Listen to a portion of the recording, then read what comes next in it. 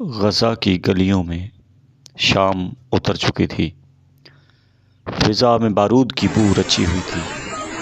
دیواروں پر خون کے چھینٹے، زمین پر جلے ہوئے کھلونوں کی راکھ تھی۔ اسی سناٹے میں ایک دل دہلا دینے والا منظر ابھی ابھر رہا تھا۔ ایک چھوٹا سا بچہ، شاید 7 یا 8 برس کا، زمین پر بے جان پڑا تھا۔ اس کے ہاتھ میں وہ کھلونا تھا جو اس نے پچھلے ہفتے اپنے جیب خرچ سے خریدا تھا۔ اس کے قریب ایک زخمی کتا بیٹھا تھا۔ اس کی ایک ٹانگ بری طرح زخمی تھی۔ وہ مسلسل ایک طرف بھونک رہا تھا، جیسے کسی کو آواز دے رہا ہو۔ یہ کتا کوئی عام جانور نہ تھا، یہ بچوں کا ساتھی تھا۔ اسی بچے نے اسے اپنا دوست بنایا تھا، روزانہ اس کے لیے روٹی لاتا تھا۔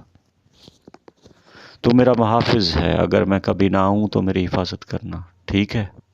آج وہ بچہ واپس نہیں آیا، اور کتا شاید اسی وعدے کو نبھا رہا ہے۔ اس کی لاش کو اٹھا کر ملبے سے جا رہا ہے۔ گولیاں چل رہی تھیں، مگر وہ کتا ایک سپاہی کی طرح کھڑا تھا۔ ایک صحافی نے تصویر لی اور دنیا کے سامنے لکھا، 57 اسلامی ممالک کے حکمرانوں سے بہتر غزہ کا یہ کتا ہے۔ یہ جملہ ہر ضمیر پر آگ بن کر برسا۔